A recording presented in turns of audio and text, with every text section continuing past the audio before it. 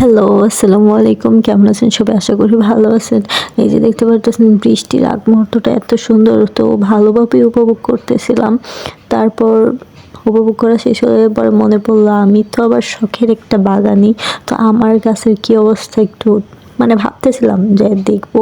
তো যেই ভাবা সেই কাজ এসে পড়েছি। তারপরে যে দেখেন এসেই খুশি হয়ে গেলাম। কাঠগোলাপের চারায় ফুল আসছে তার জন্য। তারপরে এই যে উঠলাম, উঠে দেখলাম এই যে একটা বেগুন ধরছে, অনেকগুলোই ধরছে, একটা একটু বড় হয়েছে। তারপরে যে কিছু কিছু গাছ আছে এই যে বেগুন চারা, কমলা চারা না কি যেন চারা, তারপরে এই যে বোম্বাই মরিচ চারা, মাশাল্লাহ ভালোই হয়েছে। তারপর এটা আমি শখ করে আম গাছ লাগাইছিলাম, এটা ড্রাগনের গাছ হইতেছে। তো এটায় পানি ভরতে ছিল, আমি কিছু পুঁইশাক চারা লাগাইছিলাম হইতেছে। আর এটা হচ্ছে কি যেন তেঁতুল গাছ, আর যেগুলো পর্তুলিকার মনে হয়।